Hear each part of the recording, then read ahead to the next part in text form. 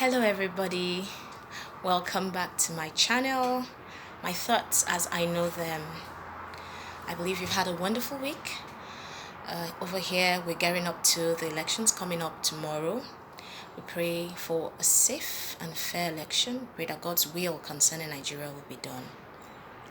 I also want to say thank you, very big thank you to everyone who have taken the time to watch my videos, to like my videos, to share, to give their feedback, to subscribe. I really am so elated and I'm so humbled that you took the time out to say you're subscribing to my channel. I don't take it for granted. I'm so grateful.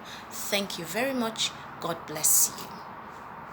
So today we'll be continuing our talk on accessibility as it pertains to parenting.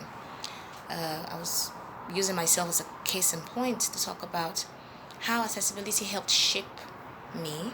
Accessibility in my mom's parenting style helped shape me into who I am today. And I found that we have been accessible, the communication channels were thrown wide open. And one thing that does for the parent and the child is you are able to communicate more easily and more effectively with each other. You're able to understand each other better. You're also able to know where each one is per time with regards to their mental state, with regards to their mindset, with regards to whatever is happening in each other's lives, particularly the parent knowing what's going on with the child.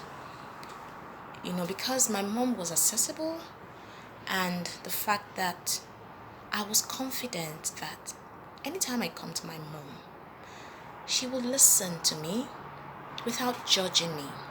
Now, when I say no judgment, I mean I was confident and comfortable enough with her to know that whatever I told her, she wouldn't use it against me. Now, that's one thing I have come across in my observations of some parenting styles. Your child coming to you, making him or herself vulnerable to you, should not be used subsequently as a weapon against that child. That is why you are the parent, and that's why that child is the child. You are more mature, you are grown, you have the benefit of experience, which that child doesn't. That child is at his or her formative stage. The responsibility has been given to you to help teach, to help train, to help nurture that child in the way he should grow. So that when he's as old as you, he won't depart from it.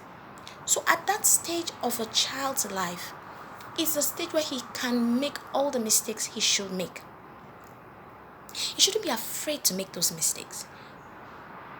You should be accessible to that child enough for him to be vulnerable with you.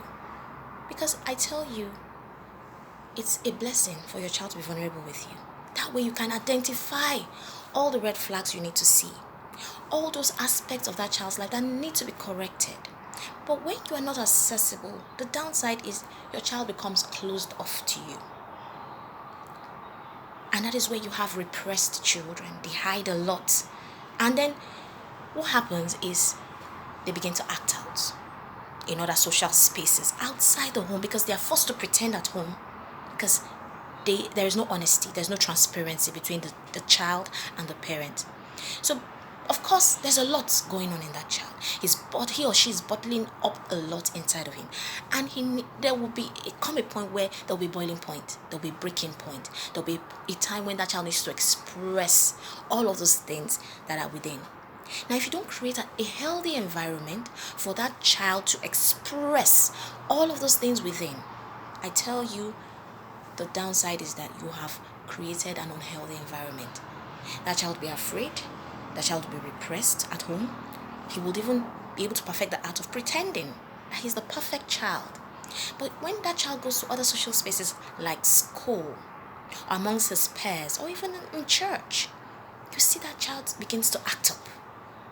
I'm like, how come? Why is this child acting like this? This is not the way I raised you. No. Outside the raising, you never gave that child a chance. You never gave that child a chance for whatever it is you are raising that child with to be tested out. You never gave that child a chance to ask the questions that have been worrying that child, those questions that he needed urgent answers to because you were not accessible. So those are the downsides to unaccessibility. The child becomes repressed. The child he acts out. The child is forced to have another personality. It's an adverse personality from the personality the child displays at home. But when you are accessible, you engender an environment of transparency, an environment of honesty, an environment where the child can be vulnerable, can be open, can feel he's safe to express his or herself with you as the parent. This is very important. I pray that as parents, you will take your role you play in your child's life very seriously, and that you make yourselves accessible. You open up yourselves for easy and effective communication with your children. I wish you a beautiful weekend. God bless you. Shalom.